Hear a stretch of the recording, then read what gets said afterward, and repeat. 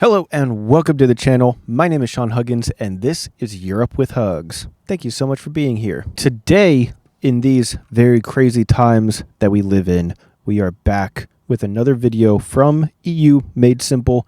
Link to the original down in the description as always. But this is Europe's plan to challenge China and the US. Ooh, Draghi? Report explained. All right, how is Europe going to challenge China and the United States of America? Let's find out. But before we start, if you enjoy, consider subscribing. We're trying to hit that magical 1,000 subscriber mark, so it'd be greatly appreciated. But let's hop into it. Here we go. Mario Draghi, the former president of the European Central Bank, famously saved the euro with his do whatever it takes declaration in 2012. Now he's back with a new report on Europe's future competitiveness. And let's be honest, it could not come at a better time. The European economy isn't exactly thriving. Take this example. Back in 2002, there's the American GDP one. gap between the EU and the US was just 15 percentage points. Fast forward to today, and that gap has widened to 30 percentage points. Not great, right? So what's going wrong? Well, it turns out that 72% of this widening gap can be attributed to one key issue: growth. To address this, Draghi has outlined 170 key recommendations in a 400-page report, urging EU leaders to make some tough decisions to stop the economic slide and prevent social unrest. And yes, we went through all 400 pages, so you don't have to. But it's not all bad. The EU has created a single market of 440 million consumers and 23 million companies, accounting for around 17% of global GDP. The EU's approach has also delivered impressive outcomes in governance, health, education, and environmental protection. In fact, 8 of the world's top 10 countries for the rule of law are EU members. Europe even leads the US and China in life expectancy and infant mortality rates. Still, there are significant challenges, and Draghi warns that if these issues are not addressed, the EU will die a slow and agonizing death. So what's holding Europe back? Draghi points to several factors, some of which are external. Trade is slowing down, for example, because markets like China are now producing their own goods and focusing on internal consumption, reducing demand for European exports. Well, I'm sure the news coming out of America recently is not helping the trading either, with all the tariffs and whatnot. Energy is another big one. Europe used to rely on cheap natural gas from Russia, but that pipeline has basically dried up. And then there's security. Europe has leaned heavily on the US for defense, which weakened its own defense sector, once a major source of innovation. But according to Draghi, the biggest issue of all is Europe's lack of productivity. Well, you can't really count on America anymore. Like, who knows if America is going to actually protect anybody besides Russia nowadays. This graph shows EU versus US labor productivity from 1890 to 2022. And you can clearly see that Europe made incredible progress from the end of World War II to the end of the century. What is this? EU versus US labor productivity. US equals 100. Okay. So EU has caught up to the level of productivity of US workers quite a bit. Interesting. Almost catching up with the US. However, since then, productivity has slipped back down to around 80%, and this is unlikely to improve anytime soon. The key driver behind the growing productivity gap between the EU and the US is digital technology. And this brings us to Draghi's first recommendation, closing the innovation gap between the EU and major competitors like the US and China. Europe has failed to fully capitalize on the first digital revolution, led by the internet. For instance, no EU company founded in the last 50 years has reached a market value of 100 billion euros or more. While all 6 US companies worth over 1 trillion euros were created in that time.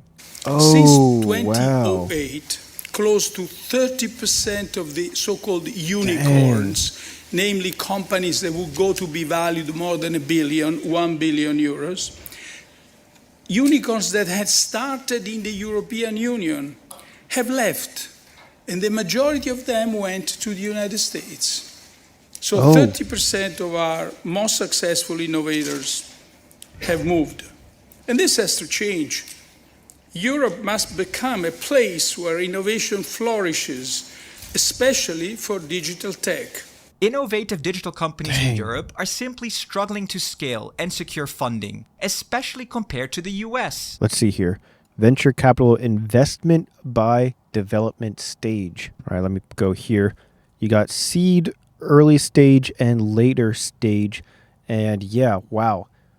American investment goes crazy. I mean, really just tons of money being invested in America. The gap in later stage financing is huge, with US venture capital investment being 5 times higher than in Europe across all development stages. So what does Draghi suggest? In a nutshell, he calls for a massive investment in research and innovation. He proposes making EU funding more targeted, the creation of a capital markets union, increasing budget significantly, and channeling more resources into agencies that back high-risk, high-reward tech projects. He also recommends reviewing regulations, especially in the digital sector, to ensure they don't burden small businesses. The idea is to make sure SMEs aren't held back by rules that only big companies can handle, freeing them up to grow and innovate. This brings us to Draghi's second recommendation, a joint decarbonization and competitiveness plan.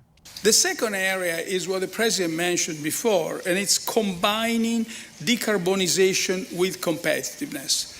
Namely, let me give you the bottom line of this. We want decarbonization to be a source of growth.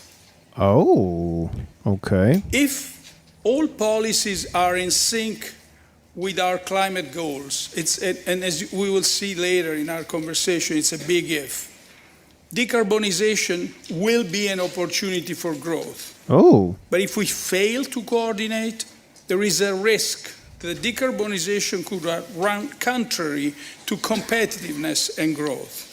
The report indicates that the EU's bold decarbonization goals bring some short-term costs that others, like China and the US, simply don't face. For big industries like chemicals, metals, and paper, going green will cost about 500 billion euros over the next 15 years. Sheesh. And for the toughest transport sectors, like maritime and aviation, investment needs are expected to hit 100 billion euros annually from 2031 to 2050. But here's Draghi's big point. Decarbonization isn't just a cost. It's a massive opportunity for Europe to slash energy prices, lead in clean technologies, and boost energy security. Not to mention, if the rest of the world wants to hop on the energy efficient, zero carbon emission train down the line, Europe will already be ahead of the game, have all the technology and all the experts and all the knowledge and all the experience already, way more than the rest of the world.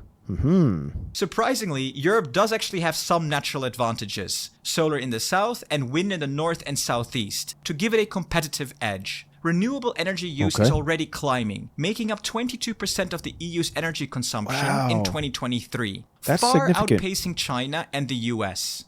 Plus, while 9%. Europe may lag digital innovation, it's a leader in clean tech, with huge potential to meet growing global demand for green solutions. The sad truth, though, is that despite leading in clean tech innovation, Europe is losing its edge due to a weak innovation system and a lack of funding. China and the US offer much stronger subsidies, leaving the EU at a cost disadvantage. For example, solar panel manufacturing in China is up to 65% cheaper. Of course, Draghi has plenty of suggestions, but there were a couple that stood out. First up, the EU needs to go all in on a mix of energy sources, renewables, nuclear, hydrogen, and carbon capture, while speeding up approvals and boosting funding for new projects. And as natural gas isn't going anywhere just yet, the focus should be on stabilizing prices, teaming up for LNG purchases, and securing long-term deals with reliable suppliers to keep energy costs down.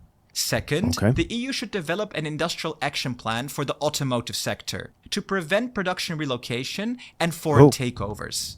This plan should focus on electrification, digitalization, and value chains like raw materials and batteries to keep EU manufacturers competitive in EVs and autonomous driving. But the question is, does automating everything and making everything automated and electric and robots and this and that, does that eliminate a lot of jobs in the future? That's something you got to think about. This brings us to Draghi's third recommendation, increasing security and reducing dependencies. Europe is vulnerable due to its reliance on critical raw materials and advanced tech, with 40% of imports coming from a few suppliers, half of which are not aligned with the EU. Geopolitical tensions like the Russia-Ukraine war are pushing Europe to spend more on defense due to its rising conventional and hybrid warfare threats. Even with increasing defense budgets, only 9 EU countries meet NATO's 2% target, and around 500 billion euros more is needed over the next decade to restore and upgrade military capabilities. To reduce vulnerabilities, Draghi suggests the EU swiftly implement the Critical Raw Materials Act, establish joint purchasing, and develop a supply chain strategy while also accelerating mining, recycling, and innovation in alternative materials. Spread everything out a bit more. Less than 65% bought from a single country, over 10% extracted in the EU, over 40% processed in the EU, and over 25% recycled in the EU. I mean, all of this sounds great on paper. I'm not sure how realistic it is or how it would be implemented, you know what I mean? But of course, sounds great on paper. In terms of defense, without common European spending, the EU should increase joint procurement among member states. Boosting EU defense R&D is key, with more funding for innovations like drones and defense AI, and support for defense SMEs through better lending policies and new EU-wide initiatives. So how often did you hear funding in this video? What's the actual cost of Draghi's recommendation? Well, he claims it's around 750 to 800 billion. Annually. That's it? That is around 5% annually. That's it? Okay. Of EU GDP in 2023, much higher than the 1 to 2% under the Marshall Plan. With the EU's budget just over 1% of GDP, member states and the private sector will need to step up. Of course, many of these goals are not new. Member states are actually doing this on their own. But in so doing, we are really, in a sense, punching under our power. We could do much more if all these things were done as if we acted as a community. But we lack focus on key priorities. We don't combine our resources to generate scale. And we do not coordinate the policies that matter. Draghi, who famously supported joint EU debt with the Next Generation EU Recovery Fund, also continues to advocate for joint debt measures to unlock future large-scale investments. But he is clear that most investment needs to come from the private sector. The report also acknowledges that the EU itself needs to evolve by refocusing, accelerating, and simplifying. One of the most interesting ideas is to extend qualified majority voting in the Council to reduce delays caused by unanimous decisions. If things get stuck, Draghi suggests using treaty mechanisms to allow like-minded member states to move forward together. So what do you think of the report? Do Draghi's suggestions hit the mark? We'd love to hear your thoughts. Yeah, I mean, I think it's one of those things where it sounds great on paper and it seems like, oh yeah, if we could just do this, this, and this, check these boxes, do this % of this thing and spend this much on this stuff, then everything would be a lot better. Yeah, maybe, but is it realistic to actually be able to implement that? Is it realistic to move forward with it? I don't know. And at the end of the day, even if you do all those things, maybe it doesn't work. I don't know. But with everything happening in the world, it does seem like Europe will probably, as a whole, kind of look to move away from the US and China, probably try to be a bit more independent. At least that's what it seems like. But I'm curious what you guys have to say about it. So let me know your thoughts down in the comment section below. That's all the time that I have for today, though. So thank you guys so much for being here, and I'll see you guys next time. Peace.